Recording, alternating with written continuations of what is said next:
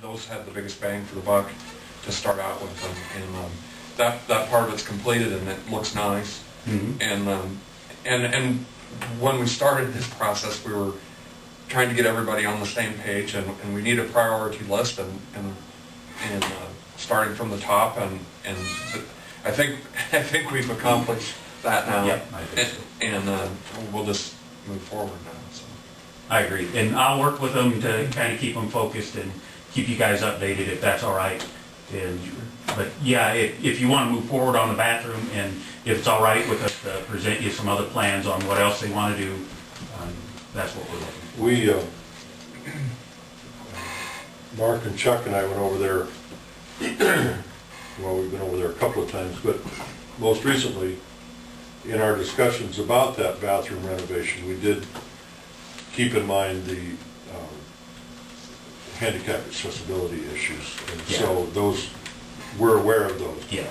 But we will wait, if you have some plans coming that, I mean, it would be good for us to look at those and so that everybody's kind of on the same page.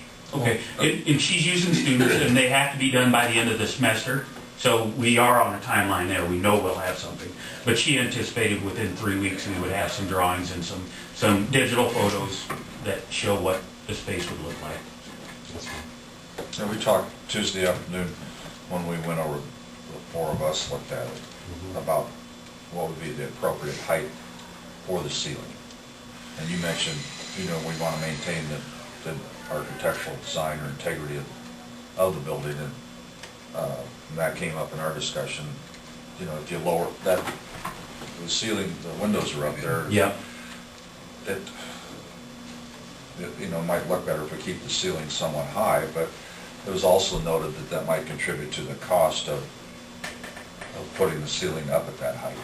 And you know, I made the comment that just because we put a drop ceiling up whatever height, it's not going to be energy efficient unless we seal it off, because all your heat will want to push through those, Sure. that drop ceiling, and then after it gets through that, it'll push through whatever's there. So from an energy efficiency standpoint, you know, we've done the windows, and we want to make sure the ceiling's completely tight, so we don't. Yeah. When, after that discussion, I asked Mark to crawl up there and look at that ceiling that's there now. And I misspoke the last time we talked about that. I thought that the ceiling, the original ceiling was one of the old tin ceiling, but it's not. It's just all plaster and lath. And when they put that suspended ceiling in, they knocked holes in that original plaster and lath ceiling and nailed 2x4s to hold the new ceiling grid in place. And so, and I can't tell you when that was done, but since then, a lot of that plaster has fallen on that ceiling. So it's going to be not just a huge mess, but it's going to be a huge expense to get that ceiling out of there. My point is, there's absolutely no insulation in that ceiling whatsoever, either the second one or the first one. So, What's Mark and Chuck? What do you guys think about the ceiling? He kind of just said it. It's, if you're going to tear it down, or you're going to cover it up, or leave it, and what are you talking, Dean, as far as sealing it completely? Well, I don't, you know, if you don't do like a suspended ceiling, you know, you might have to frame it off and sheetrock it. You know, sheetrock it, tighten it up, and then insulate, you know, blow in like a foot of cellulose on top of that, or something like that. I don't know. You know, I think you need to get a contractor or a carpenter. Just to Yes, seal Mike. that up, I mean, I do understand what you're saying, like the windows, they'll go on up, well, air could go up through that pocket, I see what you're saying there.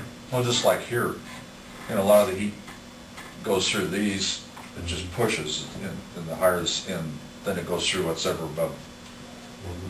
So, well, we did talk about if we put another suspended ceiling in there, we could lay blanket insulation in there as we go. And if that's done right, it feels. We did that in the kitchen a couple of years ago. Put a new ceiling in, and then, they'd lay out one row, 2x4, and then they'd lay a 6 inches insulation, I believe is what they put in, and they went to the next row and laid them out, just kept doing that until they had completely, you got a suspended ceiling with 6 inches of insulation on top of that.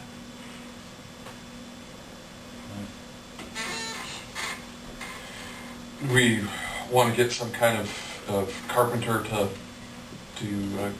get another couple opinions, just to see what they think we can do on it. Yeah, I guess I'd like some direction from you guys as to where you want that ceiling. You know, when we talked about it the first time, there was probably a 9-foot mark across there where that seam is. We talked about putting one there. The next time we were over there, we talked about putting it just a little bit lower than what it is now, so, I mean, I would like to, my personal choice would be to be a little bit above the new window, if that's possible. Maybe I they'll think tell there's, us. what, about 18 inches above those, between the window and the ceiling now? I don't know. Pretty See, close it's to got it. kind of a well type deal there. No, I mean, the top of that well type deal and the, Yeah, there's Yeah, suspended ceiling. there's some room there. But I don't know if you can do it or not. And I'd like to be above, that's my personal, what do you guys think? Yeah, I think, you know, at the very least, you need, from an getting back to Yeah. what they're gonna come back with, from an architectural design, you wanna be the ceiling wants at least a foot, 18 inches above the molding on the top of the window. Forget about those soffits or whatever, you know, say, just imagine they're gone and thrown in the dump. You know, you go up to the top of the window and then go up a foot, 18 inches. Whatever we have for room, and You know. okay. I don't think there's much more than that between the top of the window and that Yeah. existing. that's what I'm I don't thinking, know. it might be 18 You know, inches. one way to look at it, you tear out everything, tear out the ceiling that's there and deal with But plastic, that's the other option. you know, and then, I'd say, look at the cost of a suspended ceiling or a sheetrock ceiling at that height. So you're looking at demolition and construction. Yeah, I think you have the choice. Yep. If they think they can put it underneath and we have the room to do it, that's an option. If not, then we gotta look at what Dean was saying and removing and starting over. Or at the existing level, not necessarily changing. All right, well, that'll give us an idea where to start and get some ideas and some options. Is that pretty well studded now across there, or we can put sheetrock up if we tear the other? It is, yeah. Oh, you think it would hold sheetrock? Oh, I think so. Okay. Do you? It's all two befores going east and west, and then strips north and south where the ceiling is. The ceiling tacked tile to would it. come.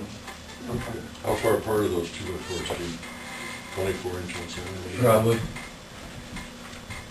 I don't know how. Usually they're 24. Sheetrock. I haven't been up there, so I don't know. If we remove that thing, it's gonna be a mess. Oh, And, with the plaster falling down, there'll be, Yeah, everything will have to go out of yeah, there. it'll be a dirty mess. Okay. Any other discussion or input? I think we've given them direction to ask some questions to Okay. some of the contractors. We'll get some more information. Okay? Put it Thanks, together. Thank you.